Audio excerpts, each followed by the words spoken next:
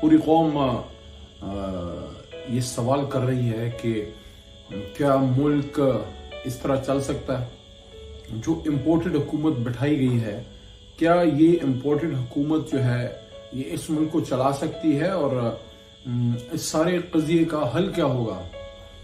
क्या ये मुल्क हुकूमत पाकिस्तान, रियासत पाकिस्तान, 22 करोड़ अवाम, एक इस्लामिक न्यूक्लियर स्टेट जिसको बे इंतहा मसाइल हैं और जिसको बे इंतहा मुश्किलात का भी सामना है और बे इंतहा उसको दुश्मनों का भी सामना है, और बहुत से बेशुमार चैलेंजेस हैं, एजुकेशन के हैं, इकोनॉमी के हैं, एनर्जी के हैं, आपके एग्रीकल्चर के हैं, आपके फॉरेन अफेयर्स के हैं, हमारे इंटरनल सिक्योरिटी के हैं, जो हमारे यूथ को जो जॉब क्रिएशन के इश्यूज हैं, जो बहुत बड़ी मिडिल क्लास हमारी है और उसको उसकी हालत को बेहतर करने के हैं, साफ पीने के पानी के हैं, क्लाइमेट चेंज के हैं, जो इंस्टीट्यूशनल रिफॉर्म है, जो अकाउंटेबिलिटी है, जो एहतसाब का निज़ाम है, तो बेशुमार मसाइल हैं हमारे मुल्क के। तो क्या ये मुल्क एक इम्पोर्टेड रजीम का मुतहम्मिल है या हो सकता है? वो कोई भी हुकूमत जो कि 5 साल का मैंडेट लेके आती है, अवाम का उसके पीछे मैंडेट होता है, वो अच्छा करे बुरा करे, अवाम भी रिस्पॉन्सिबल होते हैं। अवाम की ओनरशिप होती है ना, कि अवाम ने एक जमात को या एक कोalition को या कुछ लोगों को वोट दिया और वो हुकूमत में आ गए। अब वो अच्छा करें बुरा करें जो भी करें, अवाम भी रिस्पॉन्सिबल है, क्योंकि अवाम ने उनको वोट किया होता है।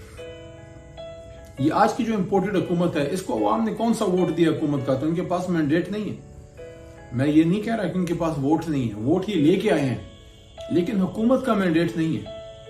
पहली बार है पाकिस्तान में कि 140-150 सीटें लेने वाली जमात को अपोजिशन में बैठा दिया गया और 80-85 सीट लेने वाली जमात जो है वो हुकूमत बनाए बैठी है, और वो भी उसकी सेकंड टियर लीडरशिप। बुरा ना माने, लेकिन शहबाज साहब आप कभी भी मुस्लिम लीग नून के फर्स्ट टियर लीडर, आप उसके लीडर कभी नहीं रहे। आपने अपना एक इमेज बनाया हुआ था कि जनाब ये बड़े कोई एडमिनिस्ट्रेटर हैं और बड़ी जबरदस्त इनकी गवर्नेंस होती है। वो शहबाज स्पीड भी हमने मरकज में आपकी देख ली।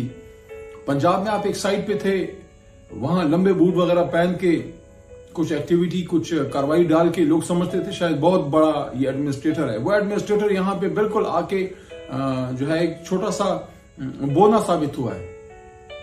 शहबाज स्पीड दिखाई गई है, लेकिन सिर्फ नैब लॉ के रिफॉर्म्स में। और रिफॉर्म क्या है? नैब पे खुद कुछ हमला किया गया और नैब को खत्म कर दिया गया अमली तौर पे, कि जिन पे केसेस हैं उनको इख्तियार दे दिया गया कि अपने लिए कानून साजी बनाए। तो हर तरह के केसेस को नैब के इख्तियार से एक तरह से बाहर कर दिया गया, बर्डन ऑफ प्रूफ को रिवर्स कर दिया गया, जिस पे मैं बड़ी बात कर चुका हूं।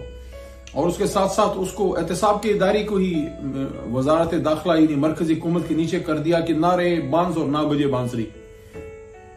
तो एक चीज में शहबाज साहब आपकी स्पीड हमें देखने को मिली कि आपने जो एहतसाब के निजाम को पेशब खून मारा, तो जिस स्पीड से रात के अंधेरे में आप हुकूमत में आए थे, उससे डबल स्पीड के साथ आपने एहतसाब का करिया करम कर दिया। बाकी तो जो हालात हैं आपके सामने कि 4 साल में जो इजाफा हुआ कीमतों में, जो नहीं होना चाहिए था लेकिन हुआ, मैं उसको तो डिफेंड नहीं करता, लेकिन जिस तरह से अवाम मुश्किलात का शिकार रही हमारे दौर में, महंगाई का एक इशू रहा, लेकिन वो कंट्रोल था और बतदरीज बेहतरी की तरफ जा रहा था, क्योंकि तमाम अशारिये बेहतरीन थे। और सब जो इकोनॉमी को समझते हैं, थोड़ी भी जो शुद्ध बुद्ध रखते हैं, कॉमन सेंस भी, अगर किसी में कॉमन सेंस नाम की कोई चीज हो तो उनको इसका आइडिया हो जाता है कि जब आप मैक्रो लेवल पे इंडिकेटर्स बेहतर करते हैं, जब आपकी फॉरेन एक्सचेंज रिजर्व्स बढ़ना शुरू होते हैं, जब आपकी फॉरेन रेमिटेंसेस मुल्क के अंदर बढ़ना शुरू हो जाती हैं, जब आपका करंट अकाउंट डेफिसिट कमी की तरफ माइल हो और वो मैनेज हो जाए, फिस्कल डिसिप्लिन की तरफ जाएं और फिस्कल इम्बैलेंस से आप निकलते चले जाएं, और आपकी एक्सपोर्ट बढ़ती चली जाए और आपकी एग्रीकल्चर बढ़ती चली जाए, तो इन हालात में शुरू में आप मैक्रो लेवल पे इंडिकेटर्स ऊपर जाते हैं और फिर उसका ट्रिकल डाउन इफेक्ट होता है। बल्कि हम तो ट्रिकल डाउन के साथ साथ बॉटम अप अप्रोच पे भी थे कि नीचे से भी अवाम में इन्वेस्ट कर रहे थे, जो हमारा एहसास का प्रोग्राम था। लेकिन उससे ज्यादा इंपॉर्टेंट जो कामयाब पाकिस्तान प्रोग्राम लेके आया, जिसमें नौजवानों को लाखों रुपए के कर्जे के एंटरप्रेन्योरशिप की तरफ हम उनको लेके जाएं, और हमारी जो एजुकेटेड यूथ है वो बजाय इसके कि सिर्फ सरकारी नौकरियों के पीछे भागते फिरें और फिर जो है जाहिर है आज के दौर में सरकारी नौकरी में गुजारा किधर होता है, तो फिर करप्शन की तरफ माइल हो। पहले तो नौकरियां हैं ही कम, क्योंकि सरकार तो बेसिकली नौकरी देने वाला सेक्टर नहीं है। सरकार ने तो जॉब क्रिएशन करनी है, और मिनिमम, क्योंकि अब तो स्मार्ट गवर्नेंस की तरफ दुनिया जा रही है, तो आपने ऐसे हालात पैदा करने हैं कि लोग जो है वो प्राइवेट सेक्टर में उनको जॉब्स मिले। और जितनी तेजी से हमारे दौर में जो सिविल इंफ्रास्ट्रक्चर डेवलप हुआ और सिविल सेक्टर में जो बिल्डिंग कंस्ट्रक्शन इंडस्ट्री है जो तेजी से बढ़ी, और कोविड के दौरान भी जो पाकिस्तान की इकोनॉमी को अल्लाह पाक ने बचाए रखा, तो उसमें जो बिल्डिंग कंस्ट्रक्शन इंडस्ट्री है जिसको इमरान खान साहब ने बेइंतहा उनको रिलीफ दिए, और आपने देखा कि सीमेंट सेल्स बढ़ते चले गए, आपकी सरिये की सेल्स बढ़ते चले गए, आपकी जो 2 दर्जन के करीब इंडस्ट्री कंस्ट्रक्शन के साथ अटैच होती है वो सारी डेवलप होती चली गई, तो मुल्क बेहतरी की तरफ जा रहा था और उसका फायदा अवाम को। लेकिन आज जो महंगाई है, आज जो डबल ट्रिपल महंगाई हो गई है, आज जो 250 के करीब आपका डीजल है और 200 से ज्यादा आपका पेट्रोल है, 225-230 के करीब, और 200 से फ्लाई कर गया आपका डॉलर, तो इन हालात में आप मुझे बताएं कि ये इनके पास क्या मैंडेट था। आज जो ये प्रोग्राम लेके चल रहे हैं, क्या ये जिस शक्ल में आज हुकूमत में बैठे हैं, जो एक दूसरे के मैं कहूंगा सियासी तौर पे बात करूं खून के प्यासे थे, आज MQM और ANP या MQM और पीपल्स पार्टी में क्या कदर मुश्तरक है, नून लीग और पीपल्स पार्टी में क्या कदर मुश्तरक है। क्या अवाम के पास जब 2018 में ये लोग वोट लेने गए थे तो उनको बताया था कि हम पीपल्स पार्टी के साथ मिलकर हुकूमत बनाएंगे? क्या अवाम ने इसलिए पीपल्स पार्टी को वोट दिया था कि वो MQM के साथ कराची में बैठे हैं, कि कराची में तमाम मसाइल का गढ़ जो है पीपल्स पार्टी की सोच है, जिसने कभी कराची को ओन नहीं किया, क्योंकि कराची प्रेडोमिनेंटली पहले जमात इस्लामी को वोट करती थी, फिर MQM को किया, फिर हमें वो उन्होंने 2018 में किया, 13 में भी किया, लेकिन 18 में ज्यादा मैंडेट दिया। तो पीपल्स पार्टी ने तो कभी कराची को ओन ही नहीं किया, क्योंकि उनको उधर से कभी वोट पड़ा ही नहीं। ऑनेस्टली स्पीकिंग, पीपल्स पार्टी को कराची से कभी वोट नहीं पड़ा। कराची ने पीपल्स पार्टी को मैंडेट दिया, ना फिर पीपल्स पार्टी ने कराची को ओन किया। तो जिन लोगों ने कराची में MQM को वोट किया था, उनसे मैं पूछना चाहता हूं कि आपने तो पीपल्स पार्टी के खिलाफ MQM को वोट किया था, और इमरान खान साहब के साथ उनकी कोalition बनी, तो पाकिस्तान की तारीख में पहली बार एक वजीर आजम ने कराची को ओन किया। मसले जितने हल हुए आपको भी पता है, मुझे भी पता है, क्योंकि वहां सूबाई हुकूमत पीपल्स पार्टी की थी और कराची में किसी किस्म की जो है वो रिलीफ के लिए तैयार नहीं थी। हमने उनको बारहा कहा कि भाई आप हमें जो एहसास प्रोग्राम है, जो कामयाब पाकिस्तान प्रोग्राम है, जो कामयाब नौजवान प्रोग्राम है, उसमें आप हमें जो हेल्थ कार्ड है आप सिंध को भी खोलें, कराची को खोलें, हैदराबाद को हमारे लिए खोलें। नहीं किया। तो मैं MQM के वोटर से पूछना चाहता हूं, क्या आपको पता था कि आपने जिस पीपल्स पार्टी के खिलाफ वोट किया MQM को या PTI को भी किया, वो MQM फिर बैठ जाएगी पीपल्स पार्टी के साथ? तो ये जो हुकूमत इस वक्त इंपोर्टेड बैठी है, ये तो अवाम से वो मैंडेट ही हुकूमत का लेके नहीं आई। आधी रात तो साजिश हुई या मुदाखलत हुई, जो भी हुआ, और बंदे जो है वो जो है अबरू के इशारे पे इधर से उधर चले गए। ये जो हमारे साथ थे, आप मुझे बताएं, महंगाई का बहाना बना के गए थे ना, ये जो PDM की हुकूमत में गए हैं, तो आप मुझे बताएं कि आज तो महंगाई डबल हो गई है। अब मैं पूछना चाहता हूं अपने उन मोहतरम एलाइज को भी कि आपने महंगाई का बहाना बनाया था, तो अब तो महंगाई डबल हो गई, आप किधर जाएंगे? हमारे पास वापस आएंगे या अलहदा पोजीशन में बैठेंगे? MQM से भी पूछ रहा हूं, दोस्तों से मैं बाप पार्टी के दोस्तों से भी पूछ रहा हूं। देखिए, सच्ची बात, खुदा लगती बात करनी चाहिए कि ये जो हुकूमत है इसके खुद मैंडेट ही नहीं था। मियां नवाज शरीफ अगर मुल्क में हो, मियां शहबाज शरीफ वज़ीर आज़म बनने का सोच ही नहीं सकते।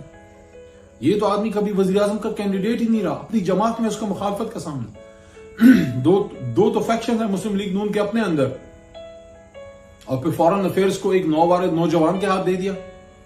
मैं नहीं कहता कि अब उनको ओहदा ना मिले, फलाना ना मिले, लेकिन क्या बिलावल साहब की क्या उनकी एक्सपीरियंस है, क्या उनकी मैच्योरिटी है कि पाकिस्तान एक न्यूक्लियर सुपर पावर को, न्यूक्लियर इमर्जिंग पावर को सुपर पावर्स के मुकाबले में आपने बड़ी ताकतों के मुकाबले बैठ के बात करनी होती है? क्या उनके एक्सपीरियंस है?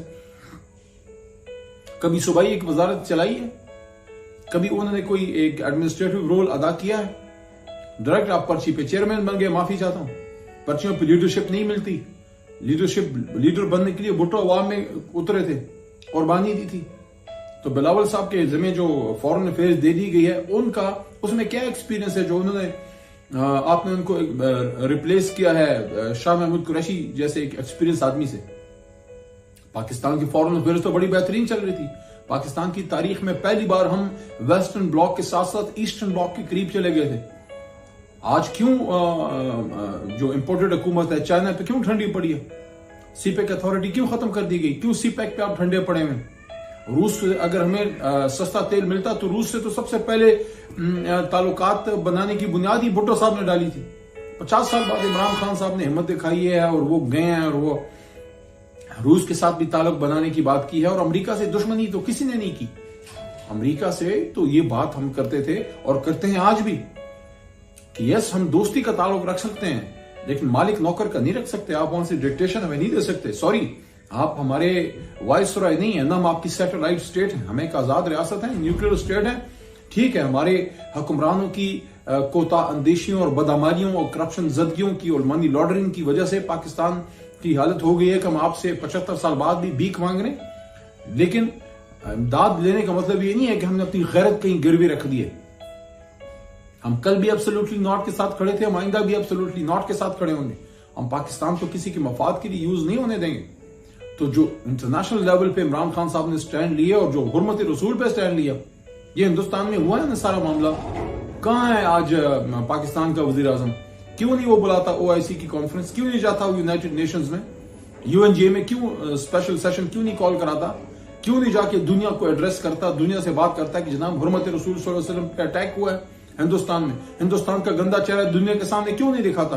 क्या एक सिर्फ ट्वीट देके या एक रिवागी सा प्रेस रिलीज देके शहबाज साहब की ड्यूटी पूरी हो गई है इंपोर्टेड साहब की? कहां वो दिन जब पाकिस्तान का वजीर आजम दुनिया के सामने खड़े होके वो हुर्मत रसूल पे सीना ठोक के बात करता था, एंगेज किया, 15 मार्च को इंटरनेशनल इस्लामोफोबिया का दिन डिक्लेयर करा के दिया?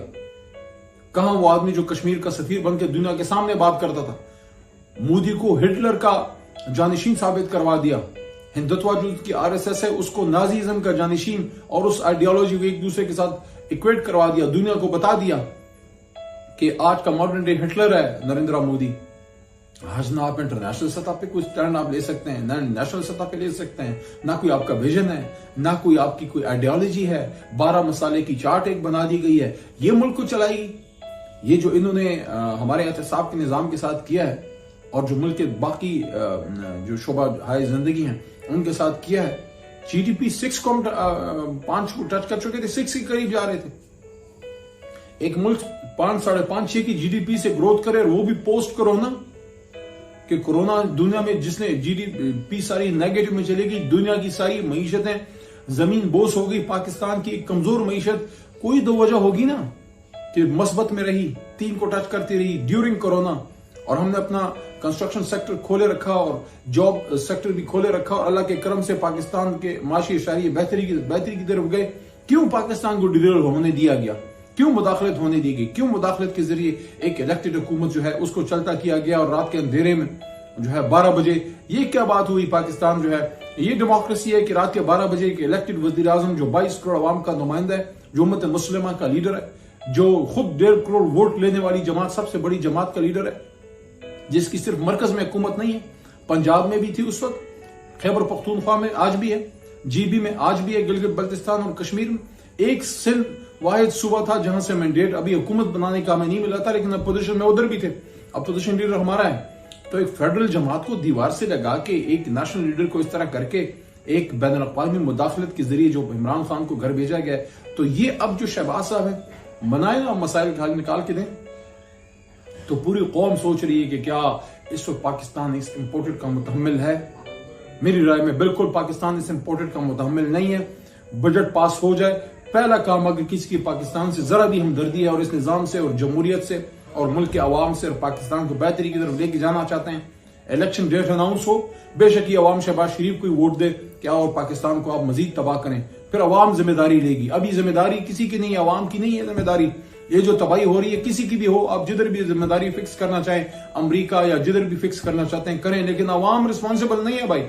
इनको अवाम ने पाकिस्तान को तबाह करने के लिए, पाकिस्तान के एहतसाब के निजाम को तबाह करने के लिए कि 2 दर्जन से ज्यादा जिन पे केसेस हैं करप्शन के, वो आज काबीना में बैठे हैं। एहतसाब के लिए कानून वो बना रहे हैं जो खुद करप्शन के मुलजिम हैं। ये कर दिया आपने पाकिस्तान के साथ। पाकिस्तान ने तो हमें बड़ी इज्जत दी थी और है और देता रहेगा। पाकिस्तान तो हमारी माँ है, तो हमने अपनी माँ के साथ ये कर दिया, तो उसको उन लोगों के हवाले कर दिया जिनको कोई अपने जो है कोई बैठक ना हवाले करे, कोई 10 लाख का कारोबार ना हवाले करे, क्योंकि एतमाद नहीं है उन पे। आपको है एतमाद क्या? अगर अपने छोटे से कारोबार का एतमाद आपको किसी पे ना हो, आप उसको 22 करोड़ का मुल्क दे सकते हैं? या फिर इलेक्शन लड़ें, आ जाएं, दीवार टापने की बजाय दरवाजे से आ जाएं, मोस्ट वेलकम। मैं पहला बंदा हूंगा जो उनको मैं मुबारकबाद दूंगा। पाकिस्तान की अल्लाह सलामती रखे, पाकिस्तान को अल्लाह महफूज रखे। आज वैसे भी जुमे की रात है, जुमे की रात बातें कबूल होती हैं। या अल्लाह, ये मुल्क इसलिए नहीं बना था कि करप्शन ज़दा, ताफुन ज़दा, एक करप्ट लीडरशिप के नीचे इसको दे दिया जाए, जिन पे 30, 40 साल, 35 साल की करप्शन के इल्जामात हैं। ये पाकिस्तान तो बहुत अच्छी लीडरशिप का मुतहम्मिल है। अल्लाह पाकिस्तान का भला करे। पाकिस्तान जिंदाबाद।